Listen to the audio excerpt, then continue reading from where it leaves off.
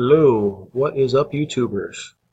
This is the first game of my series with David. I did another series with him, so this is both. You could say it's Let's Get Better at Chess combined with analyzing my friends' games, but I'm going to put it in the analyzing my friends' games category. So let's jump in. I'm looking at things. Oops, I should really be looking at things from David's perspective, not my perspective.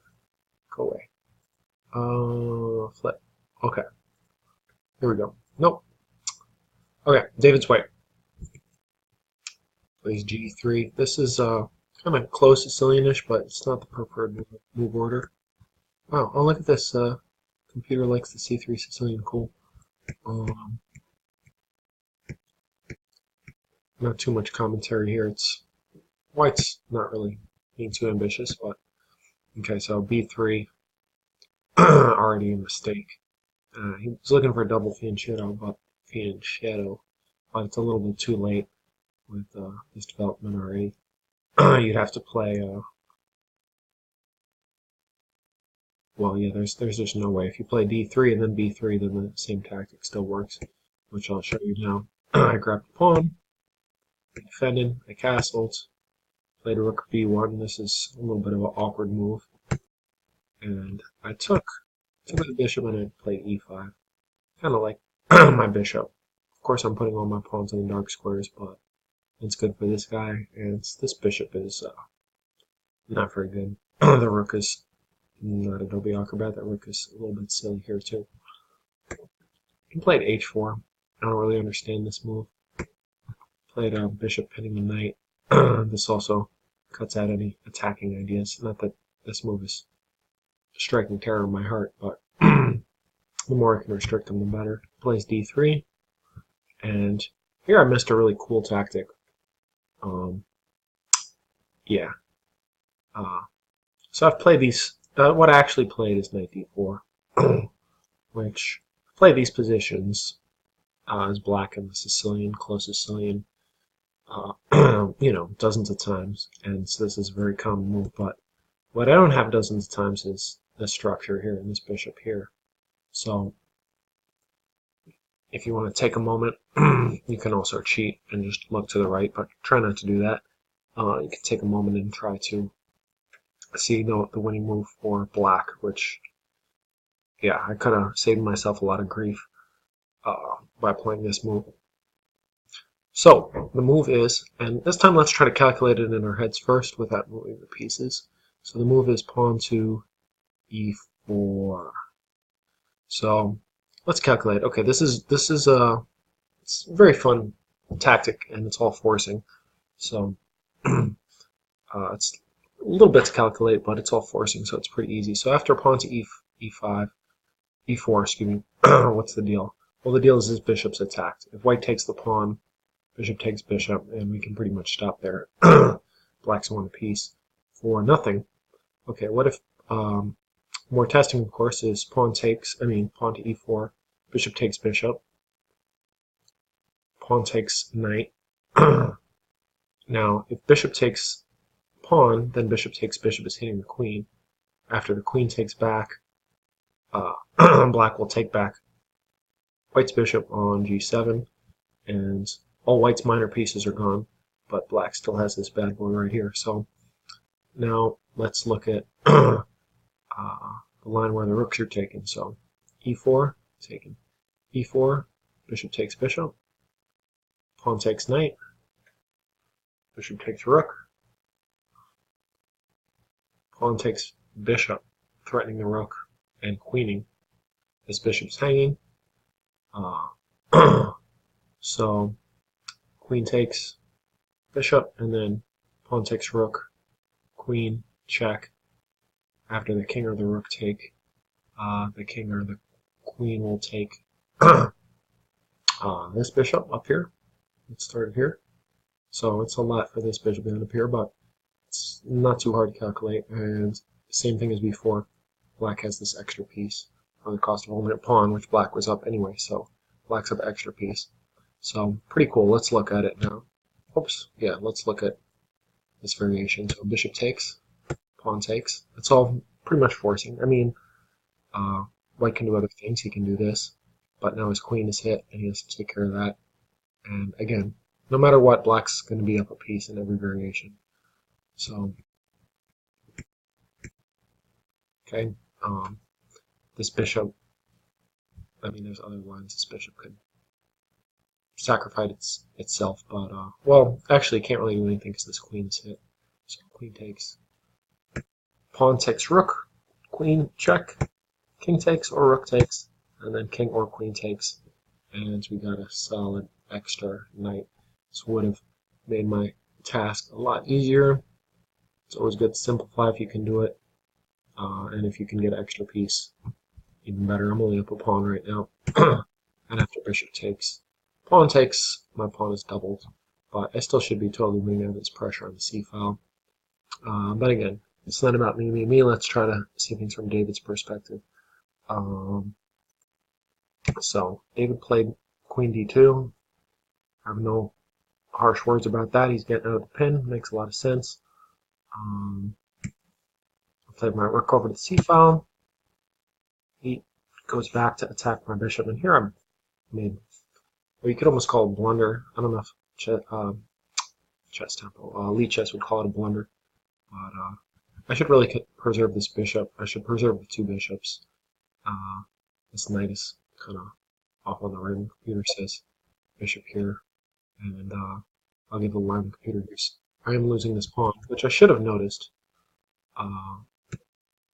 Although engine says this is the best move, but I should notice that this pawn will be hanging after the knight moves. But it turns out okay. Not after my move, it doesn't, but after here. Bishop takes, rook in here, leaving this pawn stuck. If the bishop goes back, I just put more pressure, and now this pawn is a goner. If white tries to defend it like so, I can take this pawn. This is pinned. So that would have been a much better run than what I played. What I played was queen d7, just defending the bishop.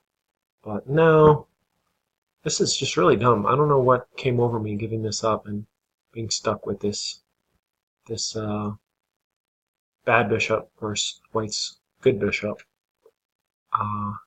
And my queen's being drawn out. This queen d7 is just a terrible move. I don't know how I call myself a chess player making a move like that. So, of course, white goes ahead, even though my bishop's worse. White has a lot of holes in his position. So, engine still considers me a little better. But, yeah, I really screwed up. f5, I'm just trying to get something going. I realize, like, I don't want to play another endgame against David. He's been getting much better at the endgames. King goes over to h2, f4, attacks my queen. We do a little dance. I end up back on h5, and here he goes to trade queens. And here, yeah, sometimes I'm a bit of a pussy, and in this case, pardon my language, but I'm a bit of a coward, and I'm a little lazy, I should say. I think lazy is the better word. I traded queens here, so I can win a pawn. And this is probably fine, actually, but his position's a little more awkward than mine. Engine recommends f3. I just didn't see a clear way forward from here. g5, it just looks... Okay, his king is awkward, this bishop's kind of awkward, so I guess this makes sense. You just have to be brave sometimes. But I can't fault myself for this too much, because I got a nice dominating position, although I have to give David credit. Believe it or not, these two pawns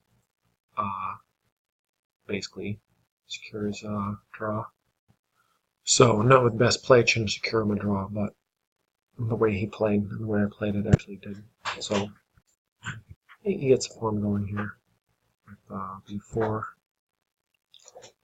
I'm trying to make this guy stuck, although he does come out on the other side.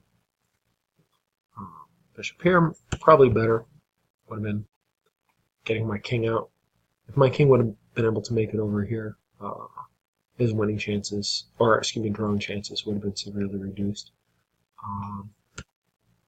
I just rushed to get my bishop involved, but now my king, before, if I would have come here, what am I saying? Yeah, if I come here right away, oh, I think I was a little worried about maybe something like this. But yeah, now my king's over here versus over here, blocking my bishop as in the game. So that was an inaccuracy. And yeah, he's able to do this all with tempo. With my king on f7, he never would have been able to come back to attack my rook. So little moves like that, kind of a big deal. Actually, quite a big deal, because actually screwed this game up pretty bad and should have drawn. So White's, I can't really fault him too much. He's really getting this is his only chance, getting a pass pawn, and he does that. And it says e4. I guess this makes sense, just trying to get this guy going by force. And this looks like it's winning for me. Yeah, but I missed that. I was just trying to activate my rooks. And I lose this pawn. Still fine, though. This is the move that messed it up for me. After here, yeah, these pawns are just rolling. And I think I gotta give a piece to stop them. Fortunately, I played pretty accurately here. Although so did David. We both played pretty well at this point. I think we're both playing kind of only moves. And here, so I saw he can get a queen, but I calculated that if he queens right away, he's actually losing. Bishop a7. I thought I actually had a mate here, but I guess I don't, because the rook just stays here.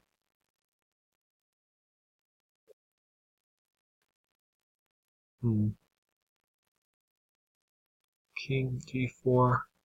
For some reason, I thought this was mate in the game. It's not mate, but still pretty good because of d2, b1, and yeah, these three passed pawns. I didn't calculate all this, but actually, I thought I was mating him over here. Anyway, instead, he takes with a rook, and now he is queening actually, and I have to sacrifice the rook for it.